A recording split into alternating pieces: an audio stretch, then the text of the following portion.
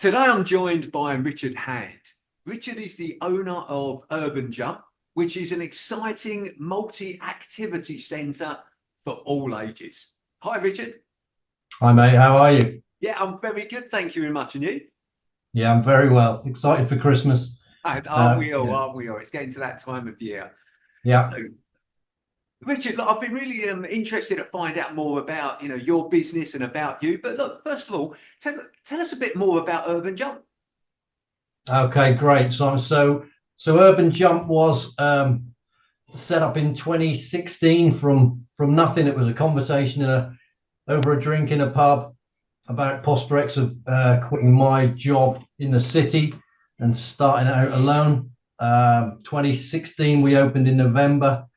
Um, and so here we are 8 years later. I think it's now a fairly well-known brand. It's a place for, like you say, it's all ages from the youngest right through to no age limit really. Got something for everybody, I think, and yeah, it's been a journey, but I think it's something that I'm proud of, and I think hopefully the staff and everybody who's been there enjoys it. There, it's good. Well, I can certainly vouch for it's good fun. I've been there with my children, and yeah, we certainly had a great time. So, Great.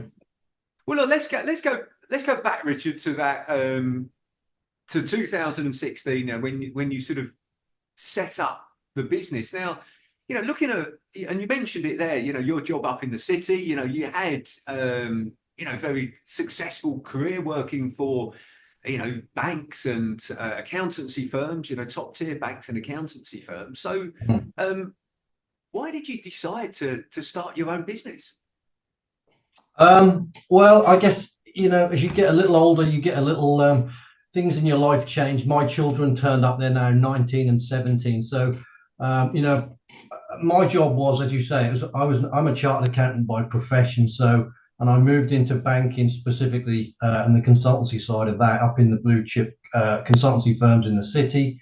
So I did have a quote unquote prestigious career, but it actually very mobile. I was all over the place, whether that be in Europe or wherever around the world. I was never at home. It was one of those jobs where it was away 5 days a week every week for 20 plus years, and that's all well and good when you don't have kids, but it became an issue for me when the children were very young, and I was just very conscious that they never knew who their dad was. I was never there.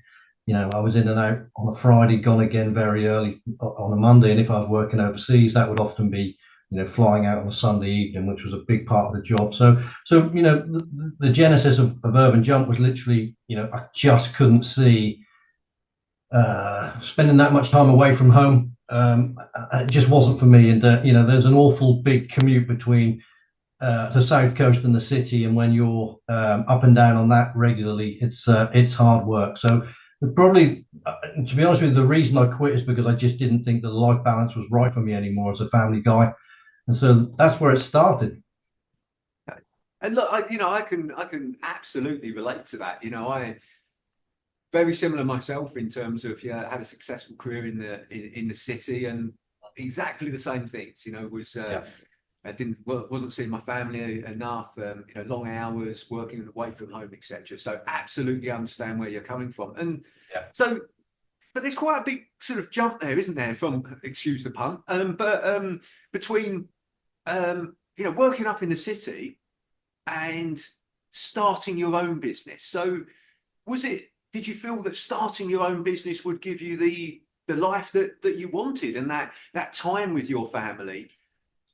Yeah, I think so. I mean, it was primarily, like I say, a life balance change. I had to address that life imbalance that I had. So I figured, well, how could I best put my skills to use? And, spent a lot of time in very senior positions up in the city, consulting with very, very senior people in banks and financial institutions. And I figured, well, I had that kind of exposure to senior leadership for a long time. Could I put it to use myself? And I think I've somewhat managed to do that. I think those skills have been a great grounding for Urban Jump, or indeed any business that I was to start. But it was, as I say, I think my primary driver for leaving was to get that life balance redressed, knowing full well that I had no first-hand experience of running a business. If you've been to Urban Jump, you'll know it's no small first business effort. It was an enormous venture. talk about jumping into the deep end. Had I known now what I know, or know then what I know now, would I have done it? Not so sure, because it was such a big jump. But it's been one heck of a ride, and it has given me back that life balance. So that primary goal has been achieved. My kids know who I am, but they've all left now. So, but I didn't. I say it was a brand new venture. Completely new, right from the outset, to the brand, to the funding. Everything was brand new, nothing there, and done the whole thing now. I love that. So look, let's go into the journey a bit then, because you sort of said, and by the way, it's great that it's given you what you wanted out of life. So, but you said it was obviously tough along the way. What was, say, the biggest challenge that you've faced in setting up and running that business as a business owner?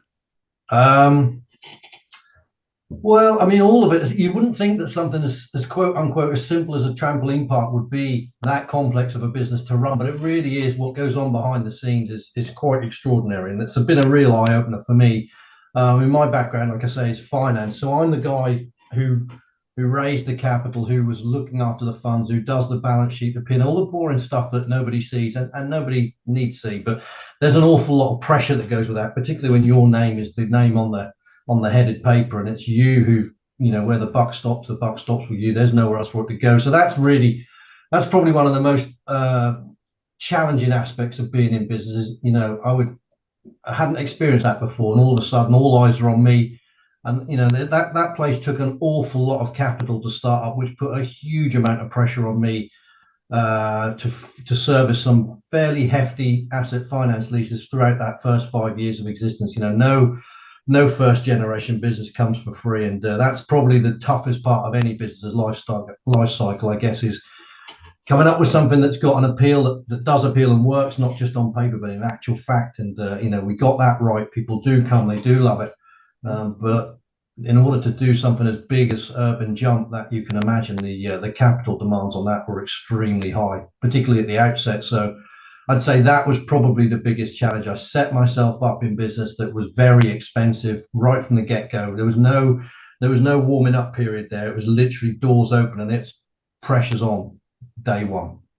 Yeah. So I guess from your background, you were used to as you say, the finance side of things. Okay, how do I get capital? How do I structure the capital? That sort of thing. But as you say, it's then running the business, isn't it? That you've got to meet the repayments, or if it's a loan, or you've got to keep your shareholders happy, or whatever it might be. So, which then brings in the other skills, doesn't it, in terms of marketing, sales, leading the team, managing the team, all of those sort of things. So, how did you overcome that?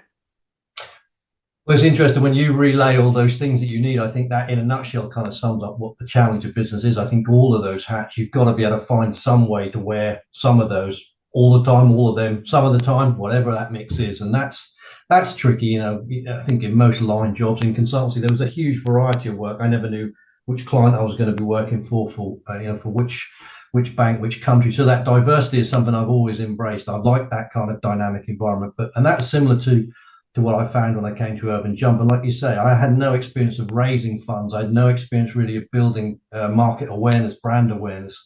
How on earth do you build and find a regulatory compliant trampoline park? Where do you get the staff from? How on earth do you promote the business? All of those things brand new to me and everybody I work with. And it's by no means down to me that business is as successful as it is today. I'm just one small part of a rather large wheel, actually. And it's that in itself was a surprise. One of the things we faced very early on was finding premises. And if you've been to Urban Jump, you'll know how big that place is. That's enormous. And those things, those don't exist. They're hard to come by. So when you find one of those, my original partner and I found that place. It was derelict. So the first thing to do is, well, can you get a hold of somebody who's willing to lease that to you? And then what does that mean in terms of, can you use it for the application that you've got in mind? And what we found was an old print press.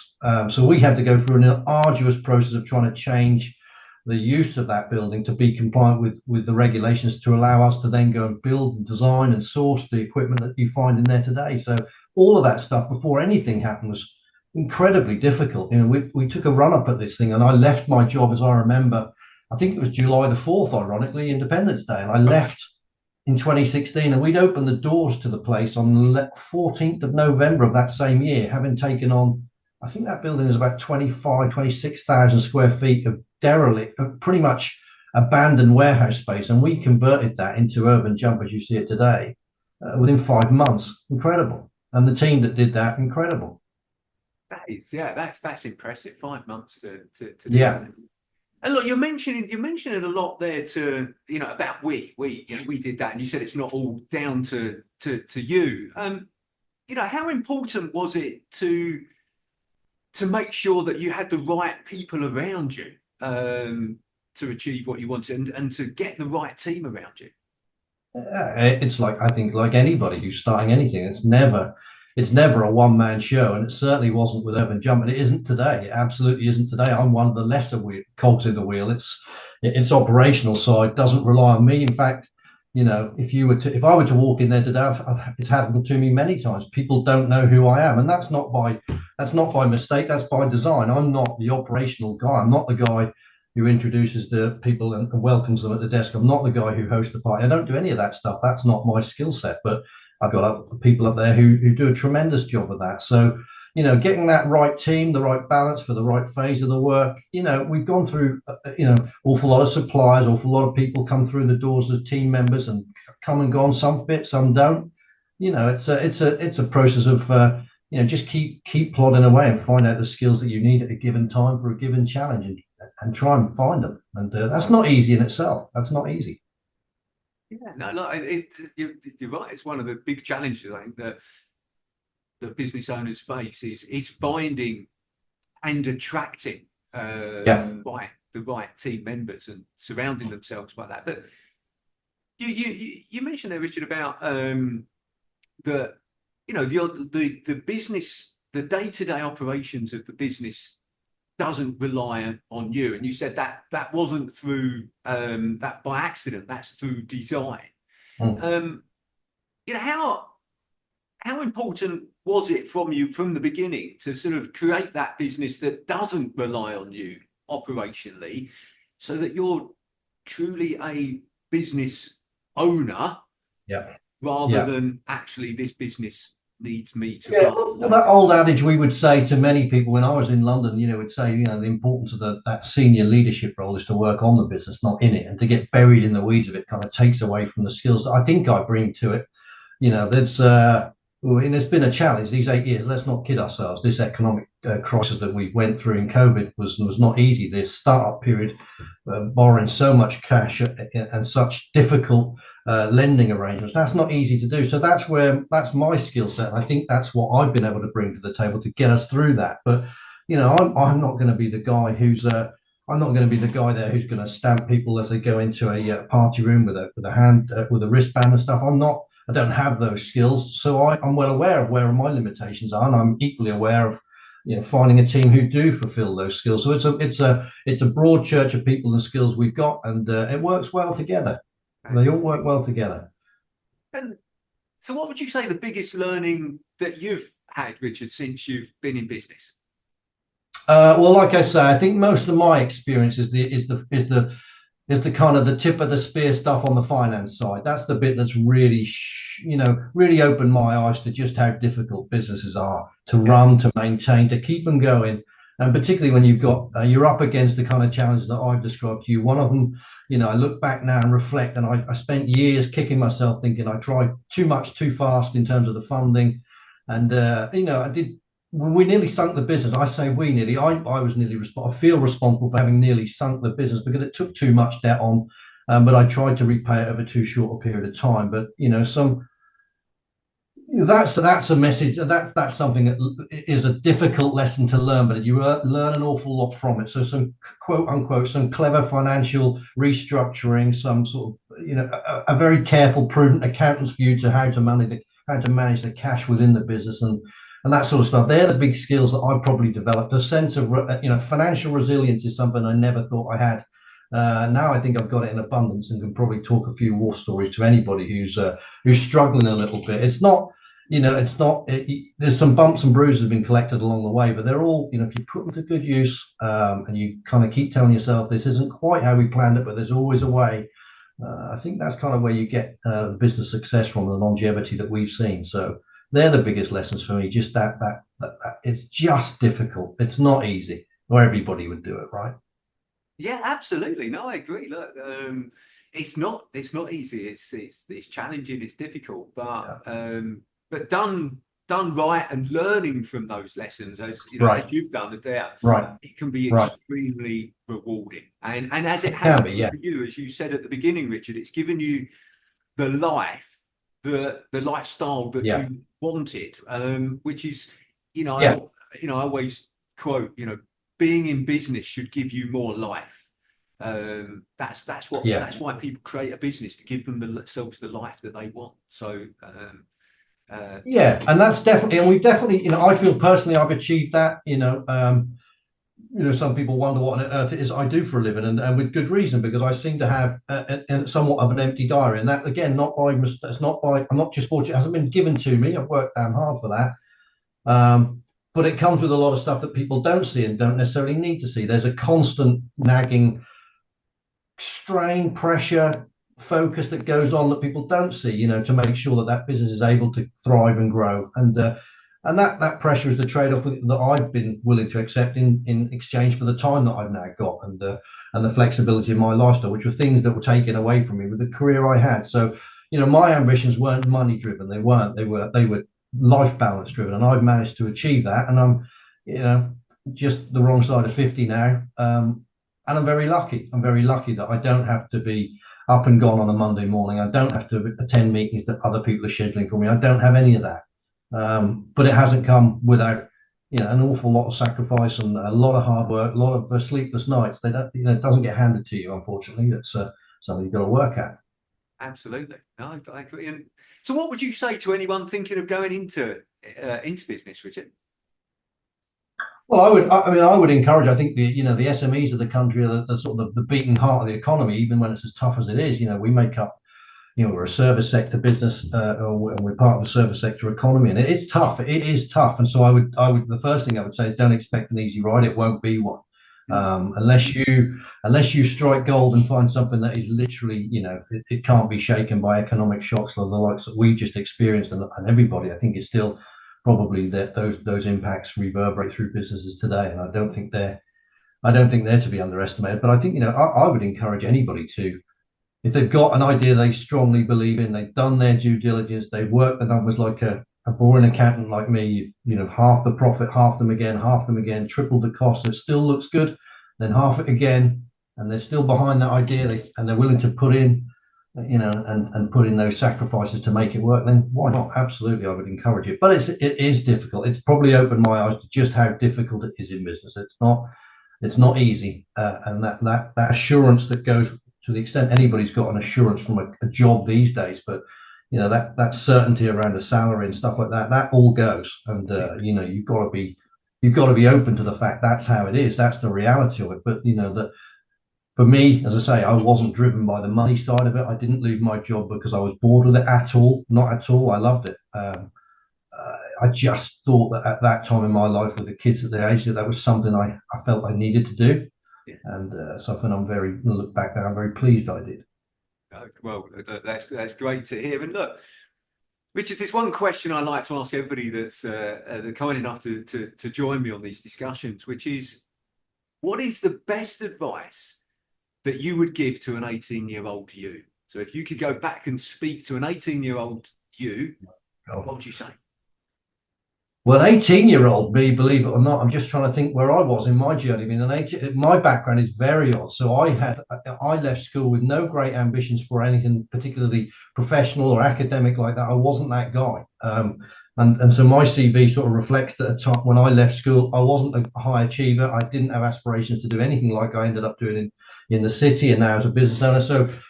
So an 18-year-old me would have been just going back into college to try and pick up the mess I left as I left school with I just didn't pay any attention. I didn't think that was for me. And it was only a pivotal conversation I had with somebody who basically didn't believe in me and suggested to me that I couldn't make it back in academics when I said I perhaps was thinking of going back to it. So it was all, I went back and almost did all of this just as a because I wanted to prove this guy wrong, if I'm absolutely honest. And I hopefully I've managed to do that. But the advice I'd give to the 18-year-old me would be, those academics were, those are important. You need to have a good background in that. So I think, head down at school, listen to your mum and dad. I never did any of that. But those academics are fundamental, and I'm very much of that persuasion with my children. I'm very much into their academics. Don't make the same mistakes I did. Get it right first time. And then in terms of what do you want to do with a career, I've been very lucky as a graduate. I went straight into the city. I traveled the world a lot. I did some amazing things in my career. Some sort of real highlight stuff when Lehman Brothers went down. I was one of the guys walking into the administration team. It's I look back and I've been very lucky with my career and now with Urban Jump. So, nothing, don't let anything limit you. That would be the advice I'd probably give, because this is not, I haven't ended up in the place I am now, given the start I gave myself. Nobody else's fault, just mine. It's anything's possible. That's the advice. Just keep grinding. Keep grinding. You never know. Don't give up. I love that. Yeah. Anything's possible. Keep driving and don't give up. Yeah, Like quite that. right. That's great. I like how you summarise that. So, and look, it's interesting, Richard. We share a lot of commonality in our backgrounds, but Richard, look, I really appreciate you taking the time to speak with me today and sharing more about your business, but also your journey as well. So, thank you very much. You're welcome. My pleasure.